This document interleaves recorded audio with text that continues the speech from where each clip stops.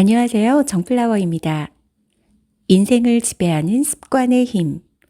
이 책은 우리가 어떤 습관을 가지고 있는지, 그 습관들이 우리의 삶에 어떤 영향을 미치는지 살펴보는 내용을 담고 있습니다.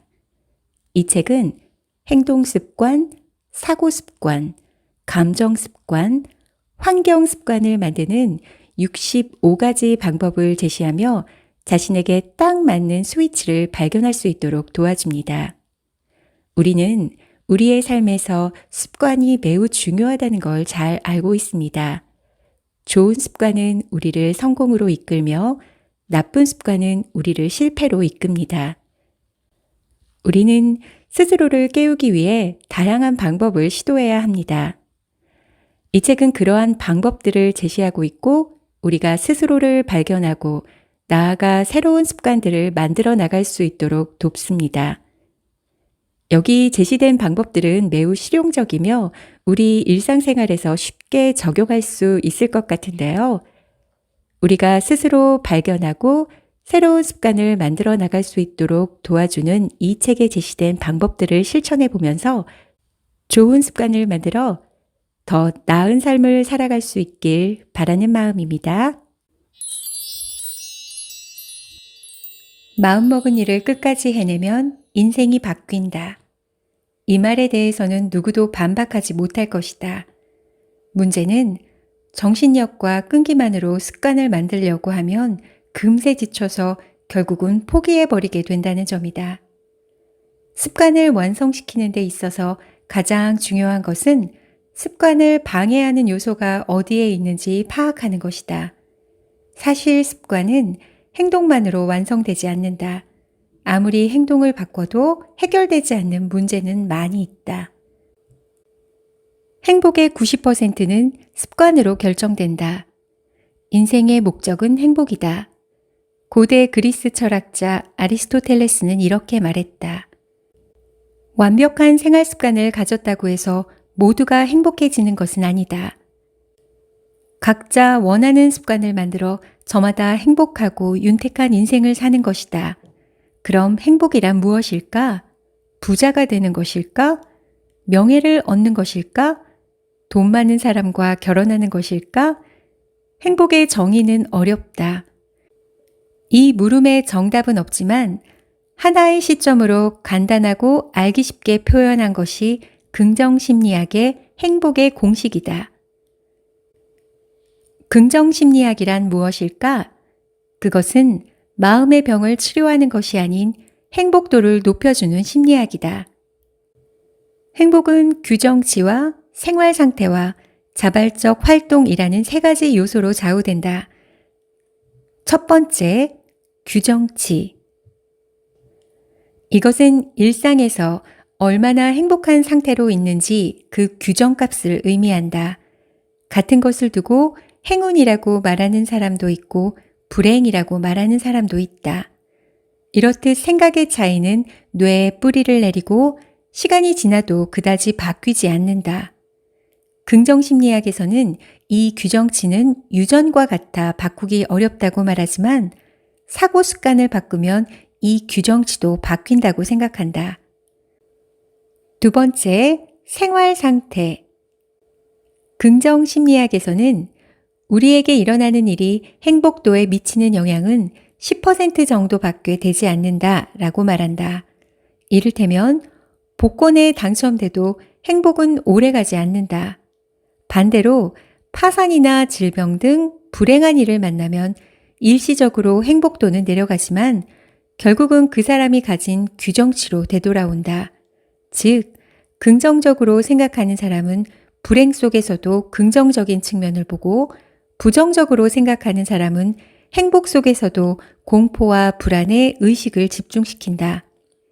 어떤 일이 생기면 감정은 확실히 일시적으로 올라가거나 내려가지만 행복에 길게 영향을 미치지는 않는다. 셋째, 자발적 활동. 주변에 휘둘리고 기분에 따라 규칙을 어기고 자신을 컨트롤하지 못하면 행복도는 내려간다. 일상, 인생, 일, 가정에서 시켜서가 아닌 스스로라는 주체성과 능동성과 적극성을 되찾으면 행복도는 올라간다. 이 자발적 활동은 행복도에 50%나 영향을 미친다. 아침형 인간이 인기인 이유는 회사 출근 시간에 맞춰 억지로 일어나는 것이 아니라 자신이 정한 시간에 스스로 일어나는 것이기 때문이다. 즉, 자신을 컨트롤한다는 주체적인 감각을 가질 수 있기 때문이다. 또한 인생에서 자신이 좋아하는 것, 사명감을 느끼는 것을 직업으로 삼는 것도 중요하다. 내 인생은 내가 결정한다. 이런 감각이 있으면 행복도는 상승한다. 그만큼 인생을 주체적으로 살아가는 것이 중요하다. 정리하자면 행복의 요소는 규정치가 40, 생활 상태가 10, 자발적 활동이 50, 그리고 규정치는 사고 습관이, 자발적 활동은 행동 습관이 영향을 미친다. 즉, 행복의 90%는 습관에 의한 것이고 행복과 습관은 그만큼 밀접한 관계가 있다. 습관의 열쇠는 나를 깨우는 방법에 있다. 갑작스럽지만 침몰선에 관한 농담을 하나 해보겠다. 이것은 각국의 국민성과 가치관을 쉽게 표현한 농담이다. 세계 각국 사람들이 탄 초호화 배가 지금 침몰하려 하고 있다. 탈출용 보트는 모든 승객이 타기에는 턱없이 부족하다. 이때 선장은 각 나라의 승객들이 바다로 뛰어들게 하기 위해 이렇게 외친다. 미국, 지금 바다로 뛰어들면 당신은 영웅이 될 겁니다. 이탈리아, 저기 바다에 미인이 헤엄치고 있어요. 영국, 신사라면 이럴 때 바다로 몸을 던져야 합니다. 독일, 규칙입니다. 바다로 뛰어드세요. 일본, 모두 바다로 뛰어들고 있어요.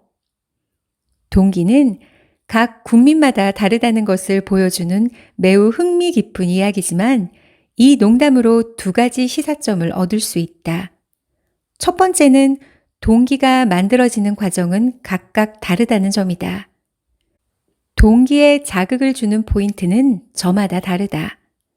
두 번째는 동기가 생기는 과정을 알면 약간의 노력만으로도 의욕을 일으킬 수 있다는 점이다.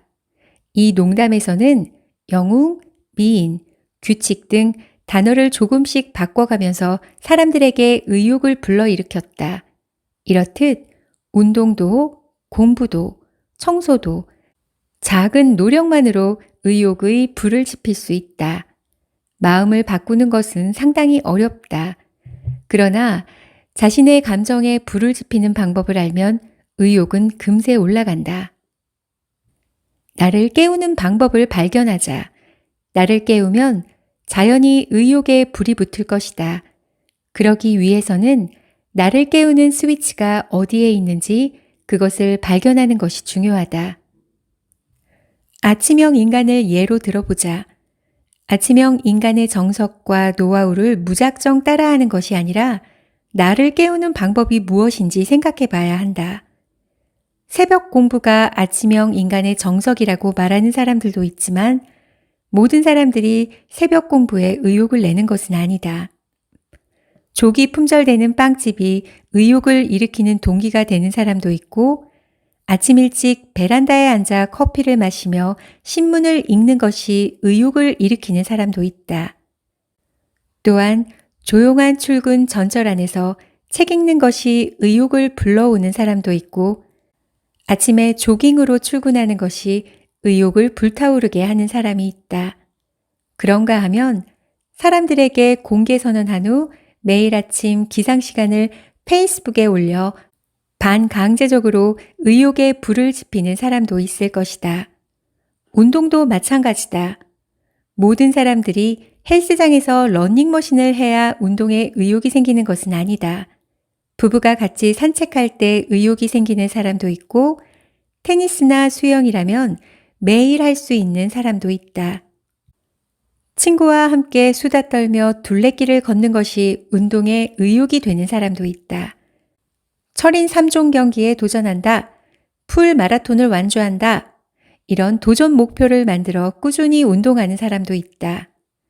요약하면 조금만 연구해도 의욕을 높이는 방법은 무수히 많다는 것이다. 반대로 말해 포인트를 살짝만 벗어나도 습관화는 무산될 수 있다. 결국 좋은 습관과 좋은 인생을 만드는 것은 나를 깨우는 것을 찾는 감각, 나를 깨우지 못하는 것을 그만두는 용기에 있는 것이다. 나를 잘 깨우자. 우리는 왜 습관 들이는 것을 이토록 어려워하는 것일까? 결론부터 말하면 뇌에는 안전 유지 기능이 있기 때문이다. 그래서 새로운 변화에 저항하고 현재 상태를 유지하려 한다. 현재 습관을 버리고 새로운 습관을 들이려고 하는 것은 뇌에게 새로운 변화이다.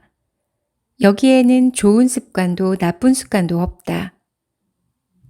뇌는 필사적으로 새로운 변화에 저항하기 때문에 우리는 작심삼일에 빠지는 것이다. 한편 뇌는 일정 기간 똑같은 행동을 지속하면 이번에는 그 행동을 유지하려고 한다. 어떤 행동을 무리 없이 꾸준히 할 수 있는 이유는 뇌가 현재 상태 유지 단계에 들어왔기 때문이다. 이것이 바로 습관화된 상태다.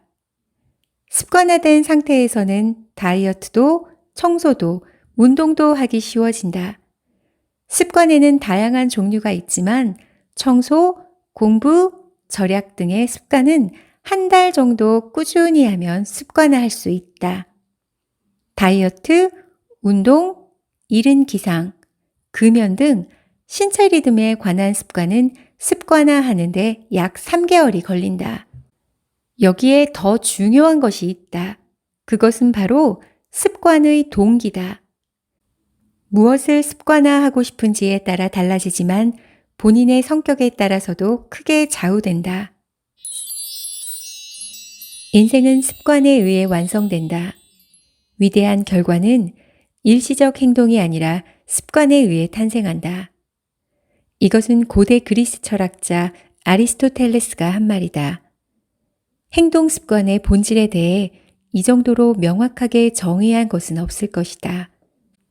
나는 이 말을 읽을 때마다 습관의 위대한 결과를 이끌어낸다는 사실을 새삼 실감한다. 비즈니스도, 운동도, 공부도 모두 습관의 산물이다. 위대한 결과는 꾸준한 행동에서 태어난다. 꾸준함은 힘이 된다. 이것은 우리가 자주 사용하는 말이기도 하고 좋아하는 말이기도 하다. 여기서 말하는 꾸준함에는 두 가지 의미가 있다. 첫 번째는 특정 행동을 꾸준히 하라는 의미이다. 하루 1시간씩 독서하는 습관이 있다고 하자. 책 한 권을 읽는데 5일이 걸린다고 하면 1년 동안에는 73권을, 3년 동안에는 약 220권을 읽을 수 있다.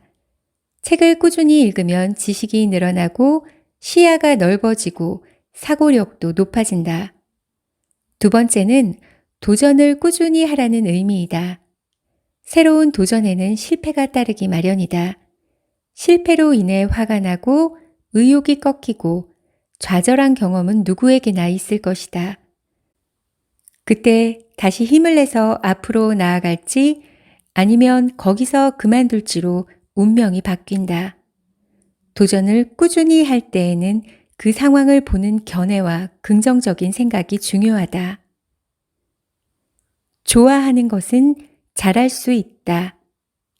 이것은 누구나 좋아하는 것은 열심히 할 수 있고 그것에 대해 아낌없이 공부하고 노력하기 때문에 자연히 실력이 올라가게 된다는 의미다.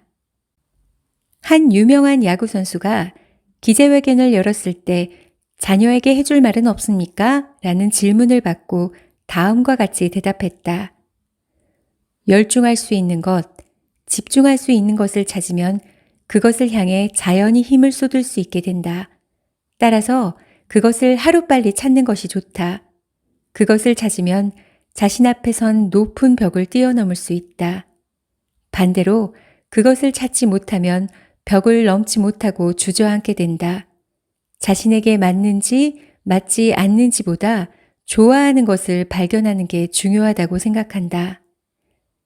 여기서 말하는 좋아하는 것은 단순히 즐기는 것이 아니고 열광, 집중, 몰두를 의미한다. 누구나 좋아하는 것은 꾸준히 할 수 있다. 그리고 사명감과 열정이 있는 것은 어떤 난관이 있어도 꾸준히 할 수 있다. 꾸준히 하고 싶다, 도전하고 싶다는 것은 감정에서 태어나는 마음이다. 먹을 가까이 하면 검어진다. 사람은 함께 있는 사람의 행동, 사고, 감정 습관에 영향을 받는다. 그리고 자신이 있는 환경도 습관이라고 말할 수 있다. 어떤 환경을 선택하는지도 반복되는 패턴이기 때문이다. 이렇듯 환경은 우리의 행동, 사고, 감정에 강한 영향을 준다. 반대로 말하면 어떤 환경을 선택하는지에 따라 나와 내 인생이 바뀐다. 꾸준히 하고 싶다. 미루지 않고 싶다. 마이너스 사고에서 벗어나고 싶다. 하고 싶은 것을 찾고 싶다. 더 성장하고 싶다 등 주제를 내걸고 매일 열심히 실천해보자. 나를 깨우는 스위치가 많으면 그만큼 많은 방법으로 습관화에 접근할 수 있다. 언뜻 보기에 그 차이는 미묘하지만 자신에게 딱 맞는 방법을 찾으면 큰 차이가 생길 것이다. 습관화가 인생을 바꿔준다고 나는 믿는다. 당신의 인생이 습관화로 인해 이상적인 방향으로 흘러가길 진심으로 바란다. 우리의 인생은 습관으로 이루어져 있죠. 습관은 우리 인생에서 가장 강력한 힘 중 하나일 텐데요. 지금부터 여러분의 인생을 바꿔줄 좋은 습관을 만들어 보시기 바랍니다. 감사합니다.